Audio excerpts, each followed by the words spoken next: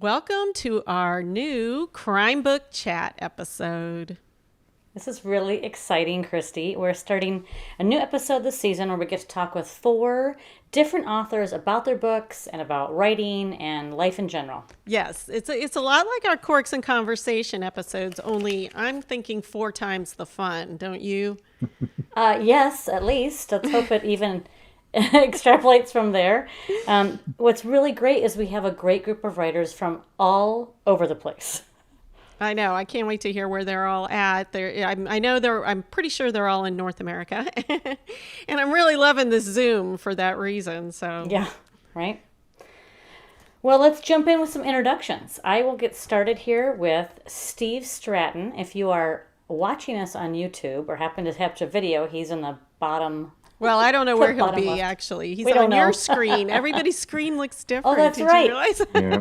I feel like we're in the Brady Bunch. Okay. Yeah. Steve Stratton is an author and Green Beret who has worked in many areas of government, from communications to Secret Service to Special Forces. So we're very excited to thank him for his service, first and foremost. Today he develops cyber security products that support the warfighter and intelligence communities. When he is not working, you can find him mountain biking, trout fishing, or hunting in Colorado, in addition to writing. And sleeping at some point, I'm guessing. We'll see. So maybe Steve can tell us a little bit about his latest release. Thank you. I'm glad to be here. Shadow Tear is my debut novel. And like many other authors, I think, in the past, I picked an easy subject. It's a revenge book. But in this case, it takes place a lot in Mexico, LA, Tampa, Florida. And it's really the crime part of my book is about the Sinaloa drug cartel and fighting the drug war. And so FBI, scary. yeah, yeah, Sinaloa can be pretty tough. So, but thank you. That sounds great. Also, we have Debbie Levison, would you like Deborah? Debbie's good. Thank you. She's an award-winning author and publicist. Her life has 2 parts. The first is in Canada, and that's where she attended the University of Toronto and the Royal Conservatory of Music. And the second is in Connecticut. I'm not sure which place she is today. We'll have to ask her. And that's where she lives with her 3 children, 2 doodles, and 1 husband. And Debbie, we're so happy to have you here today. And maybe you can tell us a little bit about your latest release. Yeah, for sure. Well, thank you guys so much for having me. This is great. So I'm just going to hold it up because I'm so proud. This just released yesterday. Yesterday beautiful was cover. Yay, it is. Congratulations. So it is my debut novel. And even though I did write a nonfiction, a true crime before, but this is a novel, and it's very loosely based on true events. A few years ago, there was this spate of lawsuits that I had followed in Connecticut, where these middle-aged men came forward to launch lawsuits against the very elite private schools that they attended as boys, alleging abuse. And I started following the media coverage about the cases and reading the complaints, and it was just so horrifying what these young boys went through. They were so vulnerable. They were so preyed upon, and the adults all around them were so complicit in the abuse. Like, everybody knew what was going on at the schools, and nobody reported, nobody stepped in to stop it. So I just thought it was a really important story to tell, and also a story that's not limited to Connecticut by any means. It's all over the world and still going on. Like, as a matter of fact, this past summer, there was a huge thing where the Prince and Princess of Denmark pulled their young son, their 16-year-old son, Prince Christian, out of his prestigious private school because there were all these allegations of sexual abuse. Oh, wow. Where all the leadership turned a blind eye. That makes the title of your book a very appropriate nest of snakes. So, and that matches the cover too. So if somebody's on YouTube, come and look at it. Thank you. Wow. Okay, it's my pleasure to introduce Marco Carocari. He is an award-winning author who originally hails from Switzerland, where he has worked in numerous jobs and capacities, including slinging food for the masses on a major airline, which I think could be its own storyline, I'm pretty sure. And enjoying 5 seconds of fame in a mostly forgotten but gratifying career as a photographer of erotic art. Thank you very much. Marco lives in the Californian desert with his exceptionally sweet and supportive (patient) husband. And Marco, we're thrilled to have you join us. And why don't you show us or tell us about your book? Well, first of all, like everyone else, great to meet everyone. And thank you so much, Christie and Cathi, for inviting me.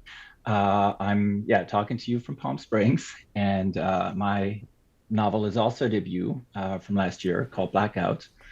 And it tells the story of a 40-something photographer living in New York who picks the wrong night to get a little freaky, and he witnesses a murder across the street, as one does when one happens to get high on a joint one is unaware is laced. And by the time the cops come around, there is no crime scene, no body, and he makes for the most unreliable witness. Until days later, they do find a body, and of course he goes to prime suspect, especially when it turns out not only did he know the victim, but events connect to the 40-year-old murderer of his father, who was killed right before the New York City blackout of 77 hit. So you have the blackout of the character and blackout in 77, and the book tends to go back and forth a little bit to bring the story together. Oh, wow. That sounds great. That sounds great. Thank you. Okay, and last but not least, we have Joel Shulkin, MD, and he's the author of Adverse Effects and Toxic Effects, the first 2 novels in the Memory Thieves series, and he's penned award-winning short stories and poetry. He's a pediatrician and a United States Air Force veteran. Again, thank you for your service, with a master's in public health. Joel lives in Florida with his wife and 2 daughters. So, Joel, what can you tell us about your latest work? Sure. So Toxic Effects is the most recent. It just released 3 weeks ago, and it's a sequel to Adverse Effects, which debuted in 2020, right in the middle of the pandemic. The series is about a psychiatrist who is so impressed with the results of an experimental memory drug, Recognate, and so desperate to recover her own memories that she lost in a crash that claimed the lives of her parents, that she starts popping the pills herself. And everything is great. She remembers her parents, remembers her life. She knows who she is, until she starts having memories that don't belong to her. And then when 2 of her patients become psychotic and suicidal, she's now really worried the drug might be a fault. And then a stranger on a completely empty bus tells her that everything she knows is a lie, and the people who did it to her want something that's locked away in her brain. Oh my gosh. That's shivers. I know. I really did sort of get a little bit like goosebumps. I'm like, somebody else's dreams? Oh, boy. It's like a cross between Born Identity and Total Recall. I was thinking Born Identity. Yep.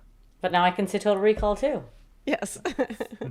Well, this is so great. Welcome to all of you. Congratulations to all of you on your releases, Debbie especially for yours yesterday.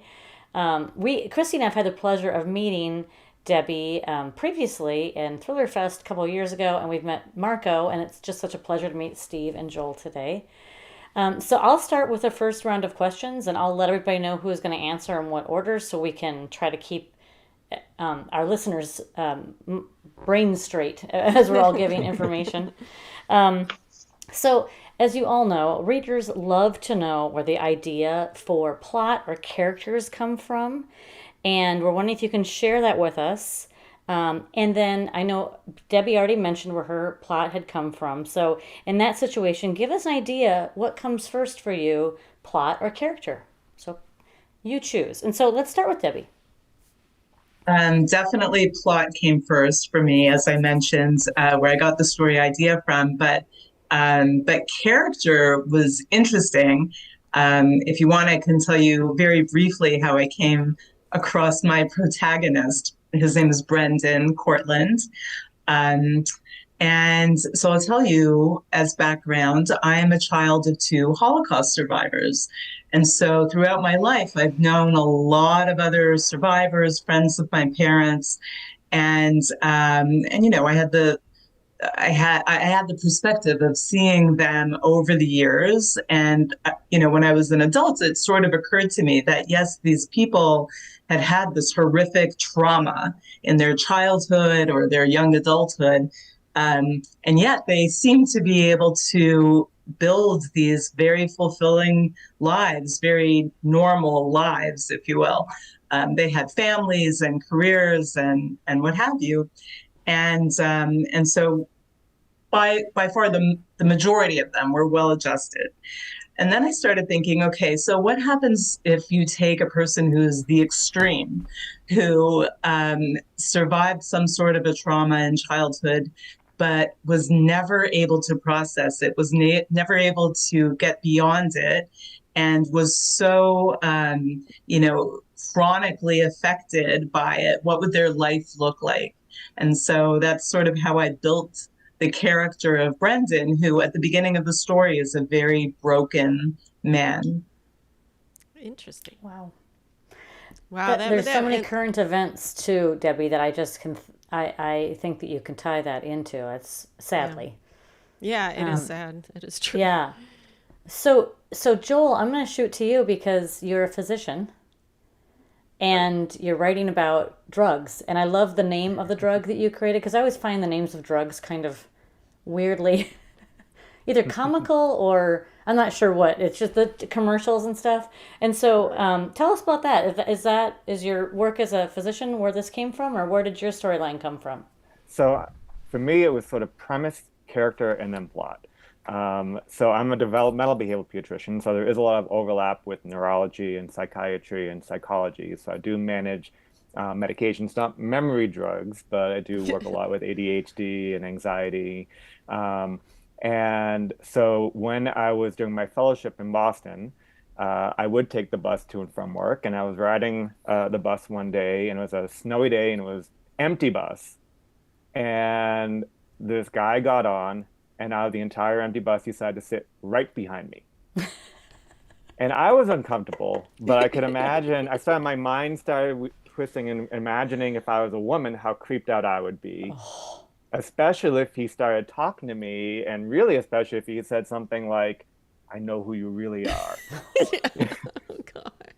And so when I got home, I talked to my wife about it. And we started coming up with this idea that, well, maybe it's a psychiatrist who works with memory, and she's lost her memory. And I wanted to make her Brazilian because my wife is from central Brazil, and we'd only been married for less than a year at that point. So I really kind of modeled the character after her. And then we started talking through the rest of the plot. And even though I do work with all this, I did have to do a little extra research, especially into memory, because it's not my area of expertise. So I researched what studies were coming out, what they're experimenting with, so I could try to make it somewhat realistic. And I also tied in some current events too, because I was doing a master's of public health at Harvard at that point. And one of the courses I was taking was on global human rights and ethics. And so one day we were talking about experiments that were being done in other countries with no oversight. And I started thinking, wow, how could that be abused, and how could that tie into this story as well? They say write what you know, but Right. Was your wife a little freaked out? No, she was actually. So I was writing it chapter by chapter, and I would have her read each chapter, and each time I would give it to her, she would read it and say, "Go write the next one. Go write the next one." That's like a built-in audience. That's awesome. I'm Right. kind of curious. How many of you have had the experience where you're like in an empty place and then somebody comes and sits right next to you? Because I think sometimes people just do that. It's the weirdest thing, and they don't even consciously do it. Yeah. I have a friend who did it.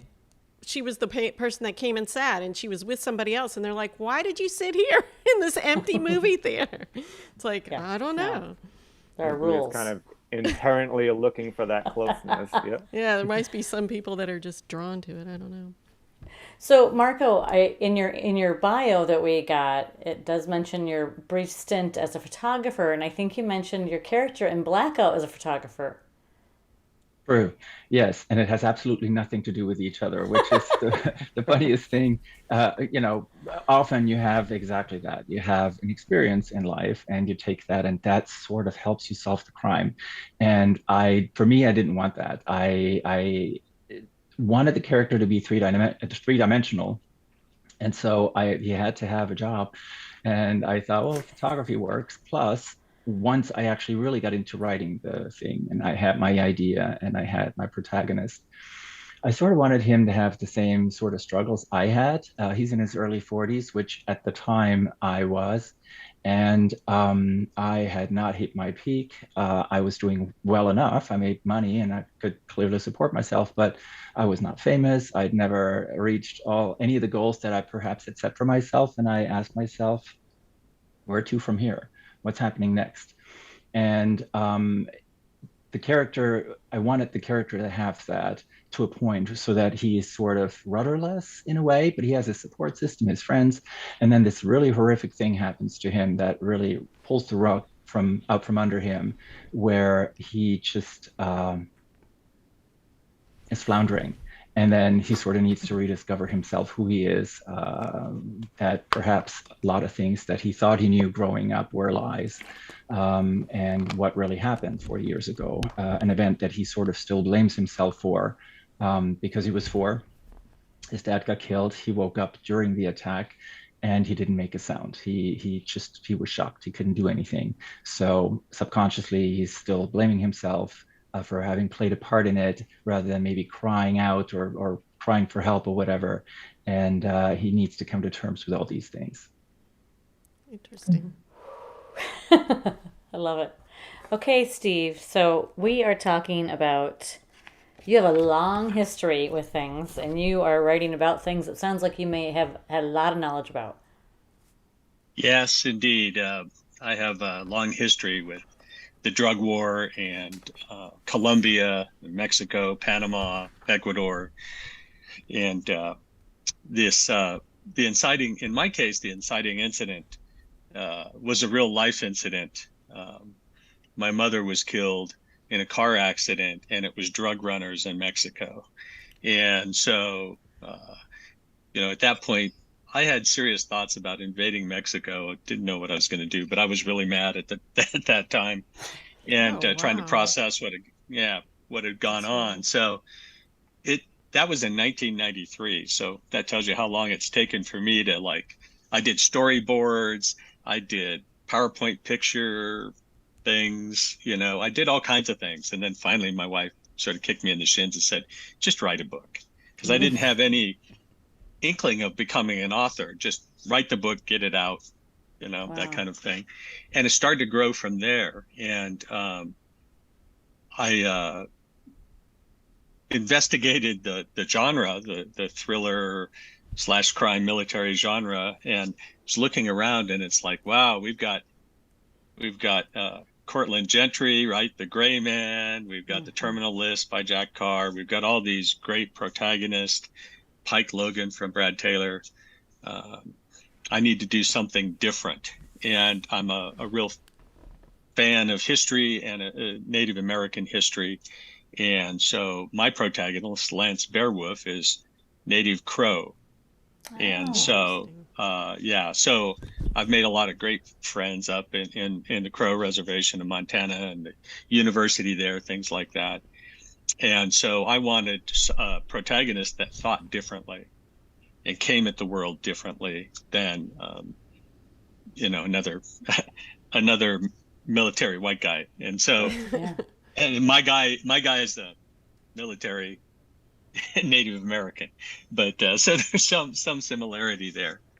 But I've luckily been able to take a lot of what I had from my time in the government, in the Army, down in South America and other things, and apply it to my books, and either things I experienced or other things that former teammates experienced and stuff that I can draw on. So it helps me. But yeah, the writing the book was cathartic.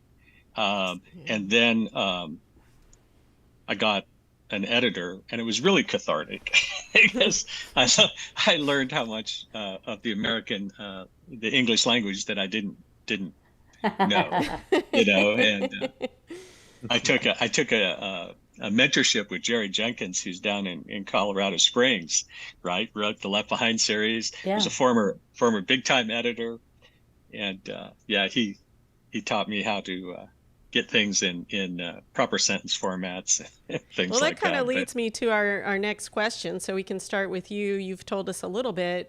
Our listeners always want to know about, your writing processes, especially since a lot of you are, maybe all of you, have other jobs as well. So you've talked about your learning process. How do you fit in the writing, and are you like a nighttime writer, morning writer, weekend writer? How do you do things? Well, I just retired June 30th. Oh, so I've got a bit more time. Congratulations. Thank you. Yeah, thank you. But and when I started writing this Shadow Tier in 2019, it was like Thanksgiving through Christmas timeframe. I actually normally would get up around 5:36. Just sort of leftover military time. But I woke myself up because I'm in Colorado. Everybody is 2 hours ahead of me on the East Coast. I was waking up at 4:30, drinking some coffee, get awake, and then start writing about 5, write 5 to 7, sometimes 5 to 8 before I'd have to be on Zoom, sometimes 5-6 hours a day on Zoom calls and stuff, certainly like during the pandemic when we weren't traveling. But that kind of discipline, when my brain works best in the morning, works for me. And so I still, like this morning, I woke up at 4:10. Don't know why, but I did. And so I was awake and I grabbed some coffee and started writing. So that works for me. It's when I've got, I think, the most IQ. I jokingly say I've got the most IQ, but really it's when I'm the most creative, is early in the morning. So I don't know, Joel, do you think that your memory is better in the morning, or is that specific to different people? Yeah, it depends on, and when I wrote Adverse Effects, I was doing fellowship, and I had a little bit more time that if I had no shows, I could do some writing, or my wife would let me go write while she was watching TV, for example. So I would just write for a little bit. She'd say, go ahead, go write. And then we had twins. And that went out the window because between the 8 to 5 work schedule and then every time after that was taking care of the kids, there really wasn't that time. So what I've had to do is more like what Steve does, which is I get up at 5 every day. After I do some of my quick chores, I make some cereal, I get an hour to write, and then I have to help get ready, for work, and I'm ready for school. And so I write as much as I can. I shoot for about 500 words during that time period. Sometimes it's a lot more, sometimes a little bit less. And sometimes I'm lucky and I get extra times over lunch, whatever, to do a little extra writing too. But that way, at least that's how I wrote Toxic Effects, because I was in this position, when I started writing it. I only had a year to write it, whereas Adverse Effects was written over the course, and rewritten over the course of 10 years. So Right. The first book is out, and then you have that deadline. Oh, goodness. Right. Well, Debbie, you have 3 kids. So what if they're still at home, how are you working around all that? Well, so they're not officially at home anymore. We're supposed to be empty nesters at this point, but they're coming home. They just keep coming back. They're like, it's a theory. In theory, you're empty nesters. Yeah. This is a different world. Yeah, they're going to keep coming back, I think. Yeah. Between apartments and, they want to save their money and spend our money. Yeah. So right now I have one at home, one in Brooklyn and one in college. But yeah, like I agree with you guys. Starting early in the morning when you're fresh and a little bit rested maybe it works for me too. And I find that as the day kind of wears on, and there's more of a mess being left in the kitchen, and shoes around the house and whatever. I always feel compelled to put everything in order before I can go back to the computer. So I'm always getting distracted later in the day. Mm-hmm. And Marco, you're on the West Coast. You're probably going to tell us the opposite. You're a nighttime writer. No? No. Well, there was a time when I started Blackout, I wrote whenever I could. It was like I've never been addicted to anything, but this was an addiction. I wrote all the time, and I had my regular job. I was a photographer at the time, well, still am, but I was doing my own stuff with my own clients, and at the same time, I was also working for a major photography studio, organizing international shoots and stuff. So there were free segments in between, and I always had my laptop with me. And sometimes I'd go to bed and I'd wake up in the morning, like at 3 a.m. Idea, okay, and you're right, and suddenly it's 6, and you have to go to work. And so that was fascinating, and that was also exhilarating. That has gone away. So I wish I still had that. That would have been great to keep that. But I just kind of wrote from the heart, and German is my mother tongue. Or Swiss German, which doesn't have any rules at all. It's not even a language. So I just wrote, and my English is fairly good. But then as we got to editing process, and I did have a publisher who said, yes, we want to do this with you, I realized that there's a lot of, even though I think in English, I'd say 80% of the time, these Germanic sentence structures still slip in. So all of a sudden you're like, wait a second. This guy lives in New York. He's a New Yorker. He doesn't speak that way. Yeah. That's wrong. So he's got to go out, and it makes me very self-conscious. So I started taking all these writing classes way before the book was published, but also during, and it's been very helpful. But now in the writing process, I try to do it in the morning, either here in the office, or I go to this really very pretty outdoor or indoor cafe up in Palm Springs. That's beautiful, La Jefa, and it kind of gave me a fresh, like a push to just get out of the house, not get distracted with all the things that happen here. Mm-hmm. And it's working to a point, but I have to force myself to do it. And part of it is that I am just so much pickier than I was in the past. I've learned a lot more, which is helpful, but it's also stifling my creativity. So it goes a lot slower than it used to.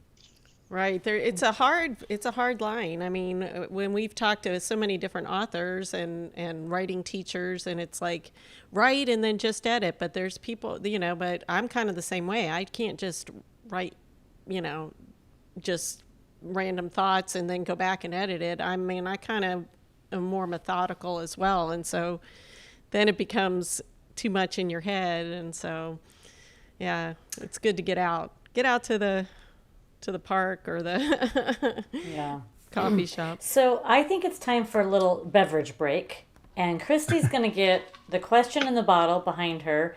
It's just a random question you might get to at the end of a bottle. But I'm going to have a little beverage. Anybody else want to join me here? All right. So the question is, what is the most... What? Debbie got it ahead of us, Christie. Her glass is empty. I had some time before the podcast. It's her pub day, pub birthday. It was such a good cocktail. So. Oh, good. Anyway, so the question is, what's the most useful thing you own? All right, so let's see. Anybody can jump in here, I think. Or are we going to have to call on Marco's got an answer, I can tell. Yeah, well, I don't know. I mean, one of the most useful things is my phone. I'm sad to say it, really, but it is, because you can, the minute you have an idea, the minute anything pops into your head and you don't know where to go from there, you're on your phone, you start Googling stuff and doing research and going down a wormhole. And it's very, very practical because, of course, you can also keep notes or so that has been very helpful the past few years. Yeah. I would agree with that because also I have Scrivener, and so when I was working on manuscripts, if I was sitting at the DMV or having my car repaired, I could be working on my manuscript on my phone and have to go back and edit all the mistakes later, but at least it was a way of getting all that down. Do you, So do you you have put- Scrivener on your phone? Yeah. I do, yep. Oh. And it wow. synchronizes with your laptop. Oh, interesting. Because I just Very started playing with practical. Scrivener, and I was like, It is a I steep tried to learning print curve. something the other day, and it was like it kept cutting off in the middle of the line too when I went to print the text. I convert it to a Word document first. You That's compile what it, I and need to then- do, and yeah. it was just a short little flash fiction, so I was like, all right. Anyway, all right. So, Steve, Debbie, is Yeah, everybody going to say the phone? I'd have to say, I think so. I mean, I'm pretty old school. I still carry one of these around just to put notes in. I've got all kinds, it's just leftovers He's from where I picking worked. up a notebook for those of you listening. Yeah. Yeah, sorry. Yeah. And I've got them in all sizes and shapes, and Yeah. some are nice moleskin, and other ones are just freebies from conferences, and I grab them up, and notes everywhere. I've got notes everywhere. That sounds like me too. I'm with you. When Christie asked, I was like, oh my, but it does cause you to have notes everywhere versus online. It's more centralized. So I'm in two worlds on that. Okay, Debbie, what about you? Does that include notes on the a closet door behind you there? Oh, Yes. the worst part is this entire wall over here that you can't see is all whiteboard. And it's so full that I ran out of whiteboard, so I started using my closet and the back of my door. I love my Google Drive. I love Scrivener, but God, I like sticky notes and journals too. Apparently, my life needs to be expanded. Maybe, Debbie, what do you think? Well, I was thinking that in the spirit of this conversation, I should say corkscrew or something. Yeah, sure. I really think I was lush. But, no, my computer, my microwave.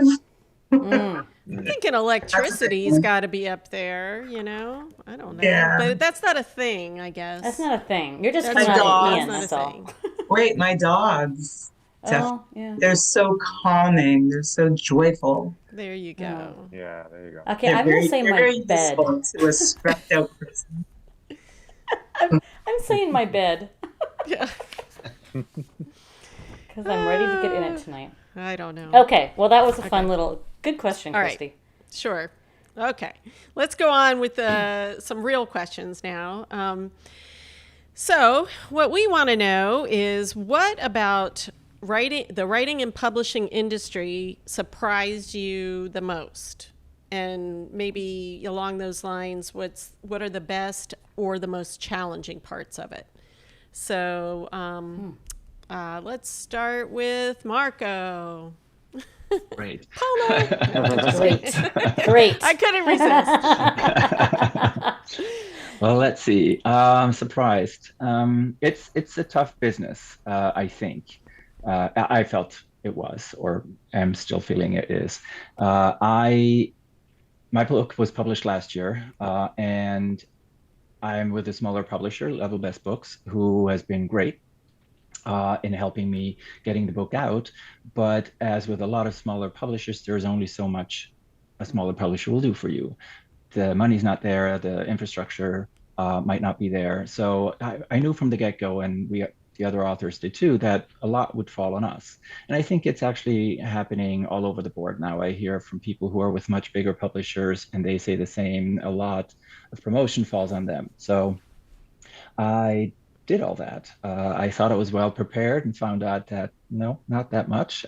I did okay, but I could have done better had I had more of a running time before, and it was overwhelming. I tanked pretty hard and had a major depression in the middle of the year that lasted almost all the way to the end, which was unfortunate because it was the release of my book. It should have been the best year. Oh, yeah. However, as a flip side, this year, perhaps it helped that I got nominated for Best Debut for a Lefty Award, but that really kind of pushed me forward. So 2022 has been absolutely amazing. And what I also found about the publishing industry, I guess, is the community.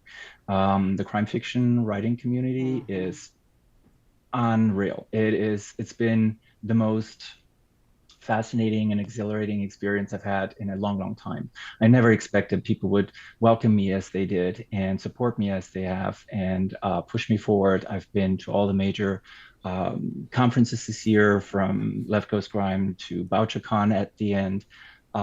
It just blew me away. And that, especially, whether you deal with anxieties or depression or whether you're a sunny personality, I think having that support from people you've never met before, who just find out about you because you're on panels or because you start following each other on Twitter and Facebook, it's the lifeblood, I think, in many, many ways for me to help me move forward.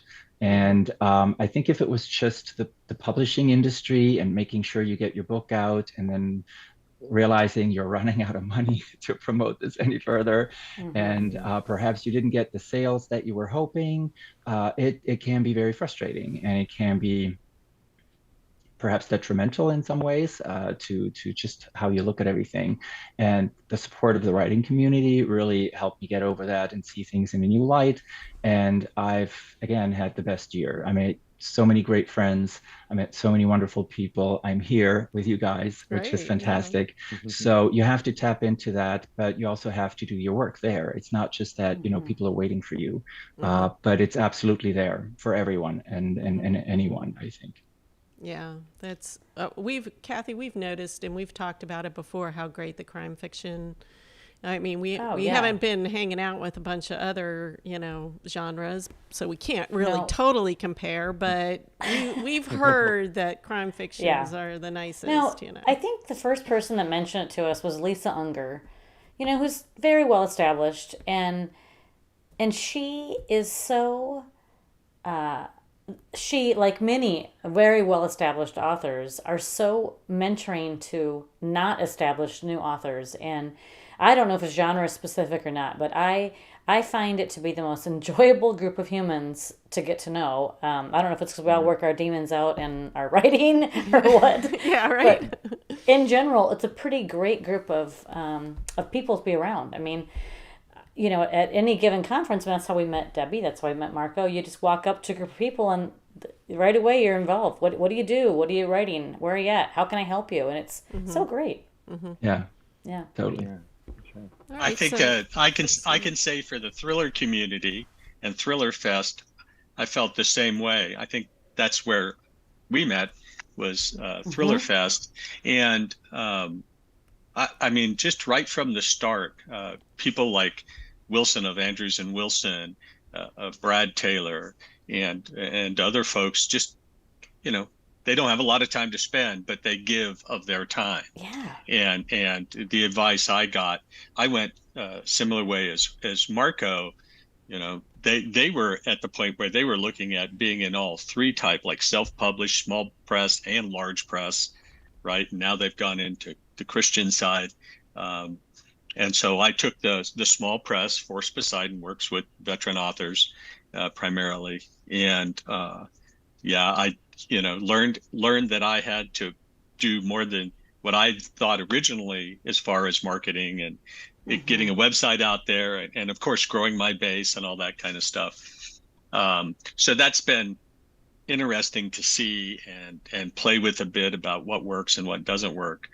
But just the other day, I was able to, I'm in a critique group with ITW and got some great, well-published people in there, and they're giving me real solid feedback and different ideas.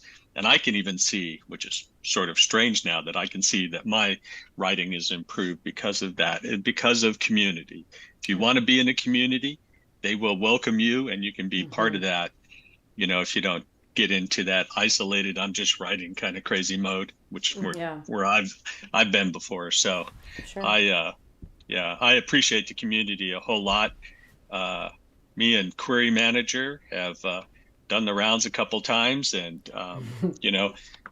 it's funny, I think I'm much better at writing my book than I am writing a query letter, and I still need to work on that. But right. So you forget. I don't know if forget's the right word. I think a lot of writers don't realize that it's like running a small business. I mean, you it's a small business that you're running, and you have to get the word out and sell your product, and that's a very different part of your brain than writing and making community. The sales are hard, right? It's one thing to write and feel like you want people to sell yourself. It's a trick. It's not easy. Also, I'm just going to jump in and say I think it's also a very fine line to walk, because on the one hand, you don't want to sound too self-promotional, and yet that's your product. Your product is yourself and your work, and it's hard to, at least for me, it's hard to find a balance between, I'm a shy person by nature. I don't want to be talking about myself all day long. But you're right. You have to get the word out, and you have to tell people.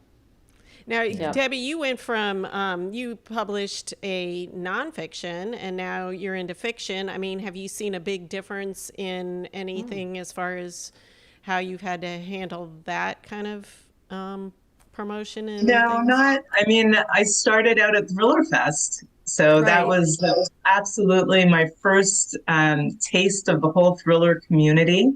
And I think I met you guys right as my book was launching in 2018. Right. But like everybody else is saying, it's just a surprisingly supportive community. And when you're rubbing shoulders with your literary idols, and yet they're treating you like just one of the gang, it's absolutely incredible. Yeah. Like, I will never forget that first Thriller Fest where I turned around, somebody tapped me on the shoulder and turned around, and it was Lee Child holding a copy of my book, and he was saying, "I like the first chapter," and I'm like, yeah, he's tall. So here's my question: were you able to respond to him verbally? Because No. I think I stammered. But then he gave me a blurb. Christie. He ended up giving it a blurb, which went right on the front Did cover. he really? Yeah.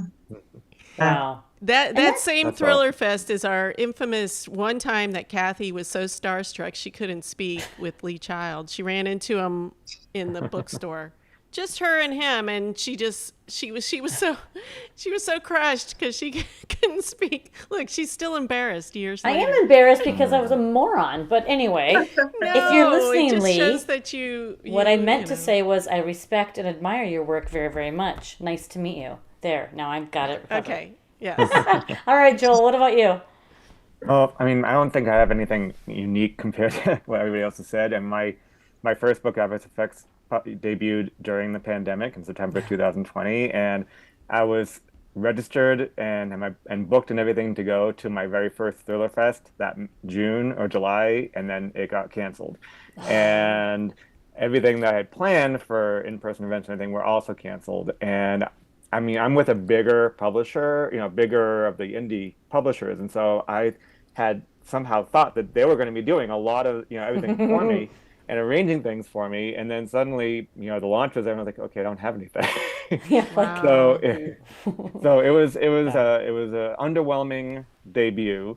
But on the positive side, what I found is that, even when you have a book, you don't have to stop promoting right after the launch period. So I just continued to push, even with the paperback coming out the following year, and even over the past year, and now with the second book coming out, where I had a lot more lined up. So I mean, I've got my calendar booked out through January, different events like this, and got more, with that great community. I had, Jennifer Hillier and Claire McIntosh and Meg Gardner posting tweets. Oh, wow, that's exciting. Which was great. And because they lowered the cost of the Adverse Effects ebook to only 99 cents as part of the series, I put up my own Facebook ads and promoting it, so that last week the first book hit #1 on Amazon's bestseller list for medical thrillers. So Congratulations! Wow. and 2 years after its debut. Because you must have. Go ahead, Joel, I totally agree with you because here's the thing. Readers don't know or care what your pub date is, right? Right. If someone's going to listen to this today and they don't care if Marco's book came out yesterday or last year, or Debbie's came out today or they just want a great book, and so it's like an evergreen process trying to get it out. And I think a lot of the problems also are if you are with a publisher, and aren't they like going to base your next book or next contract on your sales of your first one? So that's why it is Right. in A the lot of beginning, pressure. you know. Yeah. But it sounded like you had a 2-book deal when you It was a started. 2-book deal. So Yes. you right away had to start working anyway, right? That must have Right. been a change. We Right. Now talked just- to Ashley Winstead in our most, I guess, upcoming episode, and she had the most interesting reaction to the stress of the second book when you have a contract. I think almost every author we've talked to is like, oh, now there's this whole stress because I've got a deadline, I've got a contract.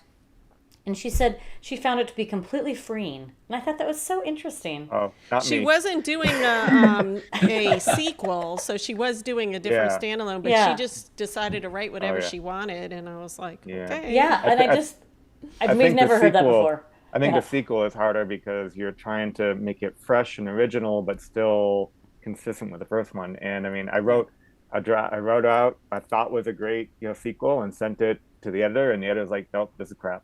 So then I went and sat down and wrote it again, and I already gone through like beta readers too, and sent it again, a little better, but still crap. So so by the third, and then I was actually in that depressed state at that point. I was like, oh my gosh, I'm not going to get anywhere. And I talked to my wife a little bit about what maybe some of the issues were.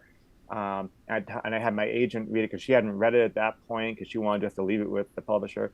And then both of them gave me suggestions, and suddenly I just had this epiphany and rewrote it again, sent it to them, and he's like, I love it. So Oh, great. But you rewrote the whole thing? This wasn't just like a summary? no, this was cutting out characters, changing entire plot lines, changing the character arcs, like everything was different. But Yeah. it Wow. must have worked because now it's getting like 5-star reviews. Great. So, Yeah. Oh, that's awesome. Yeah. Yeah, congrats. So on that, I'm going to segue into our last kind of meaty question here, is that I would love to know what advice you would give to other writers who are newer in the process than you guys are, and also what you're working on now that you can share. And let's start with Joel. Well, I actually just did a podcast on the Charlotte Readers podcast about this because I think that write what you know that Steve was mentioning is actually taken out of context. When I first started writing, and I was originally writing fantasy, and then I met Michael Palmer and talked with him, at a medical study conference, and started getting a little more interested in medical thrillers. But then I kind of hit a brick wall. I'm like, I'm a developmental pediatrician. I work with like autism and ADHD. How the heck am I going to make that into a medical thriller? And I actually emailed Tess Gerritsen and asked her what to do because everybody says write what you know. And she went back and said, that's ridiculous. You don't need to write what you know or only what you know. You should write what you want to know about or what you want to read. And I think that's an important message for readers, for new writers, is to take parts of things that you know about, and if you don't know about it, research. Because like I said, even though I work in medicine, I had to go and research about more about psychiatry and neurology, and I clearly had to research about detective work because it's not like that's something I had to do I did Right. before. And how the FBI functions. So, and I'm not Brazilian, but my wife is. And so, I think, there's always that whole thing now about, writing characters that are not like you. And I think the point is that the key is that I wasn't writing a story about being Brazilian. I was writing a character who happened to be Brazilian and it fits the story. But I also made sure that I checked with her that the character was authentic and that what she was saying was authentic. So I think those are kind of the takeaways. Now, what I'm working on right now, I actually have 3 other books that I have finished, 3 more medical thrillers. 3 are finished? 3 are finished. Wow. Are those the ones that you had rejected? No, so these are ones I wrote after I was Okay. Yep. Well, golly, that's a lot of writing in a short So I period told you of time. 500 words a day, and you can You get can it do done, it. right? Oh, gosh, Yeah. that's inspiring. 6 months, you get a whole book. So So one is more of a military. It's about a military armed forces medical examiner who's when a corpse comes back to life on his examining table. And so there's a little bit of a conspiracy there. Yeah, military conspiracy. Just in time for Halloween, guys. Right. And then I've got another one set in Florida about a woman who with end-stage scleroderma who suddenly starts going into spontaneous remission. Well, that's nice. I'm good. And Marco, there's actually a character in there who is Swiss German, so I may ask you to take a look at it to make sure that it's authentic. Oh yeah, totally. Anytime. I always watch movies and I'm like, this guy's not German. There are a million Germans in Hollywood. Why did they not pick a different guy? That's true. All right, Marco, what about you? What's your advice and what are you working on?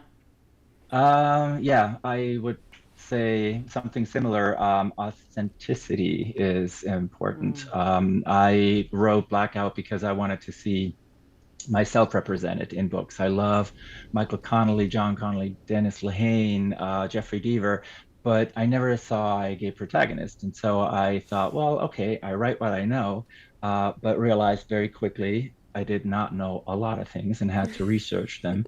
But I also didn't want to write a gay book. It has nothing to do with anything. The story could have happened to anyone. And I just wanted to have a character with some of my personal experiences who has his experiences and his friends. And I think that's where I want to go in the future as well. Not all of my stories feature LGBTQ characters, and they don't have to. But I think whatever you write out there, whoever you are, write authentically. Try to, pick someone that is perhaps not you. But yes, absolutely, do the research. Go talk to people who have the experience if you yourself do not. I wasn't raised in the States. I moved here 6.5 years ago. I've visited many, many times over the years, but I didn't go to school here, all that stuff. I had to talk to a ton of people to get the experiences right. So it didn't just kind of come off as, oh yeah, this guy doesn't know what he's talking about. It's a lot of work, but I think it's fun because it is very rewarding when people afterwards tell you that you either got it right or they never noticed that you're not from here or whatever. That to me at least was quite rewarding. And right now I'm working on two things. I started writing my first attempt at an actual thriller that's set in Puerto Vallarta. That was a lot of fun to write, but then I kind of hit a snag, and so I'm going back next week to check a little and do some that research when you have to travel. Yeah, that sounds like tough. Hate it, job horrible. there. And the second one is my very first attempt at an actual series set here in Palm Springs that is going to be a detective novel. Noir, but very modern because there's a lot going on here. Everybody always thinks, Palm Springs, Sinatra, cocktails, and there's some serious stuff going on here all the time around in the valley, and it's a little disconcerting at times. And I was like, well, how about we use this, and try to do something with it. So yeah, I'd like to do detective noir, but in Palm Springs. So we'll see. I love it. Good. All right, Debbie? So, okay. I was given some really good advice with the first book. A friend of mine said, writing the book is the easy part and marketing the book is the hard part, is the challenge. And I found that to be so true the first time around. So I had no idea, for instance, how much public speaking there would be involved. And I think if I had known, I don't know if I would have gone through with the whole thing because I was terrified to get up in front of an audience. But so since that first book launched, I think I've done over 160 at this point, or 165 presentations, and been in front of audiences of like 2 people to hundreds of people. And so that has been like a surprising thing, and also surprising that I've actually come to like it. So it's really actually cool to connect with the readers, on a more intimate, intimate being in the same room rather than over Zoom, which, it's evolved into over the pandemic. But yeah, I mean, I think it all starts with a good product. Like you can market until the cows come home, but if you don't have a good product to begin with, then, Right. Okay, and what am I working on? So you were talking about being a plotter. Well, I think I'm a failed plotter. I go out and I buy stacks and stacks of these neon sticky notes, and then I buy these big boards so I could lay out the whole story and everything. And I start outlining and everything's great. And so I started this third book, and I think I've written about 4 chapters that I really like. And then all of a sudden, it just started veering off into this direction, like by itself. I had no idea So where you're it was not a going. plotter, you're right. So, big fail. But But so I that's think I kind of fun. have to backpedal a little bit with that one. I have to probably go back a chapter and figure out where it veered away and start writing a little bit differently. But so it's definitely a thriller, and I think it's going to be pretty dark again. Um, we'll see where it goes by Fun. itself. Steve. Yeah, I like the authentic idea. It doesn't have to be that you've had the exact experience, like Joel was saying, right? He had to go research behavioral. I'm working on a manuscript that actually, where my protagonist is a female psychiatrist who wears a cochlear implant, and so she gets teamed up with a person who was released from the organization because of being unreliable and deemed mentally not capable. Unstable. So, yeah, unstable. Thank you very much. Yes. But luckily, I just this morning turned in the manuscript for my second book. So I ended up with a 3-book deal, and but it was sort of like right of refusal 3-book deal. It wasn't like you need to do this, and it took so long. My publisher was very open with me on my first book that it was going to take so long before I would be up in the queue to publish that I just kept writing. So I'd written 2 other books in the series. And my publisher came back and said, this is all very cool. I understand it. I was in the military. Somebody else will, but it's shorthand that nobody else is going to understand. Essentially, like Joel said, this is crap. And so I just spent a month going in and actually adding the detail and making it readable for an average person that didn't spend 20 years in the military or whatever like that. So Wow. in the bag, so to speak. The third one is I'm gonna have to go back and look at it again because I probably was writing in shorthand. But I really got onto this idea of, and most of my friends think I'm crazy to be writing a female protagonist.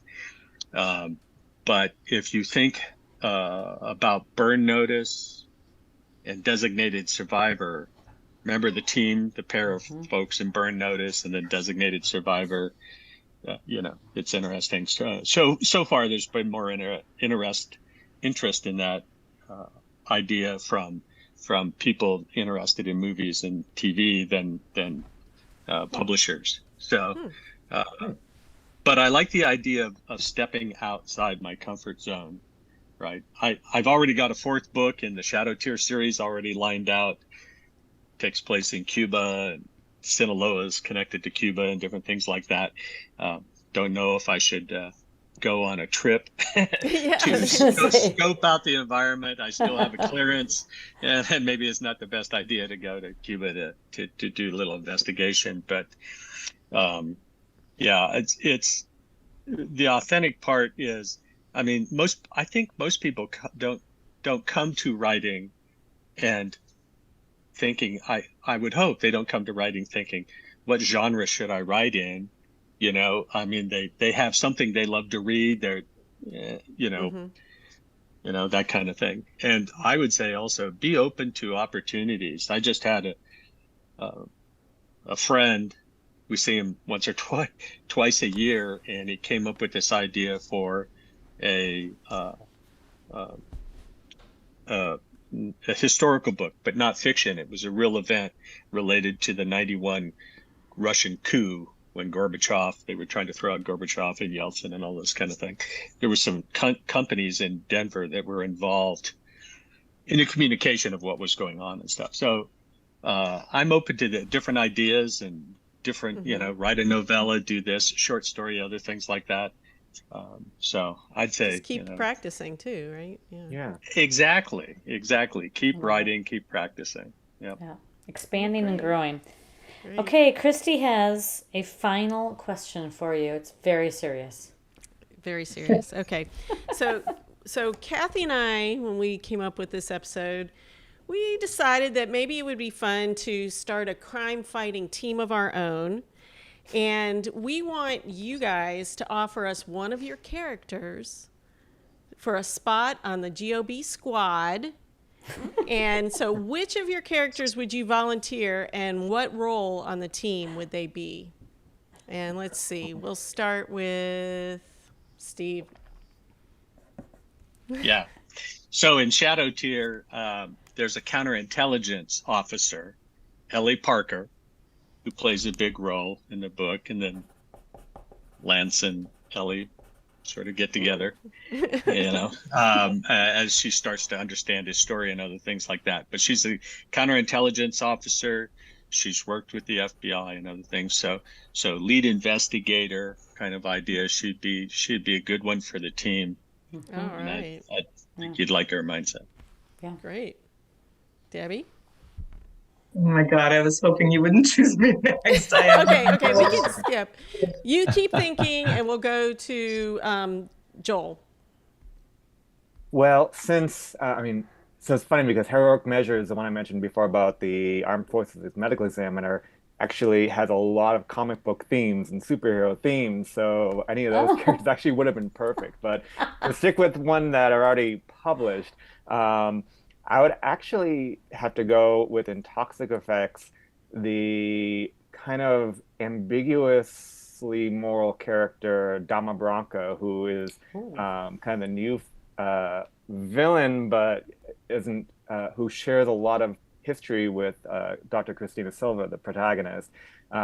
She's a hired assassin or employed assassin by the company. Yep. Yeah, there we go. We can. But at the same time, she has memory glitches and she has some morals that she didn't even herself know that she had. So I think she could be pretty helpful as kind of the tactician.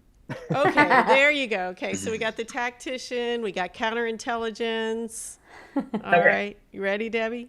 Yeah, okay. I realize, so my protagonist as well. So I mentioned he's a very broken man, suffering from PTSD, and he's really barricaded himself in this mansion in Connecticut, and has all the time in the world on his hands because he doesn't go anywhere. And so over the years, he's become something of a computer whiz, and he spends his time trolling these very clandestine chat rooms looking for sure. We need that. Yeah. So he's a pedophile hunter. He's made a bunch of good relationships with pedophiles. And so it's kind of stuff that the FBI is doing now, but he was at it much earlier, and he's very good. Yeah, I think he would be working with Steve's character, trying to figure out where the problems are, and we'd be sending out Joel's. And what about you, Marco? You'd want Aiden Torrance, the detective, the homicide detective, I think. He's the one who's is very by the book. He's very good at what he does. He's very driven and relentless, and he thinks before he acts, unlike my protagonist. Yeah. Okay. We've got a full group there. I think we're ready, Kathy. Excuse me. Can we get into that to Debbie's place, his place? Can we get into it through a cave, maybe? There you go. Absolutely. I think it should definitely be a cave. Yeah, as long as Alfred is his manservant, I think we're in the. I was just gonna say, sounds like a Batman movie. Okay, so when our listeners want to reach out to you or learn more about you and buy your book, what's the best place to find you? Website, social media? Steve, why don't you go? Sure, I'm at StevenStrattonUSA.com on the website, and I'm also at Stratton Books on Twitter if you want to reach me. Open to DMs and input. Nice. Debbie, how about you? Debbie Levison, DebbieLevison.com. And it's got all the buy links from there, and also a form to email me. I love to hear from readers. Love, love, love. All right. Marco. Marco. MarcoCarocari.com, MarcoCarocari.com. Again, also all the links are there, but also if you type in my name, Twitter, Facebook, all the good stuff will come up, and just friend me and send me messages. I'm happy to hear from readers, unless you attack me. I don't care for that. Yeah, don't say bad stuff. We never want to hear the bad stuff. No. We Joel. advocate for that too. Just keep it quiet if you have something bad to say. All right, Joel. And social media is really easy. Instagram, Twitter, Facebook, and TikTok are all at Dr. Joel Shulkin, DrJoelShulkin. Don't Germanize it and put a C in there. And the website is authorjoelshulkin.com. Fantastic. Awesome. Cool. Awesome. And we'll have all these on our show notes too, so any of the listeners can get it from there and just click on it.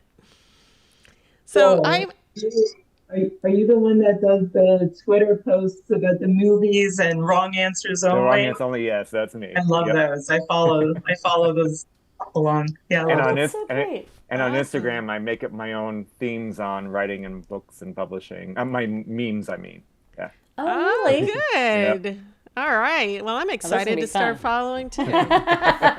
So, well, everybody, it has been such a pleasure to have you guys here. I mean, it's guys and gals, general term, but I'm so thankful that you guys could come. And I think really we just have to give a toast to all of you. To all of you. Cheers. Cheers. Cheers. Yeah. Cheers, and thank you so Buy much for some having books, me. everybody. Right. Thank you.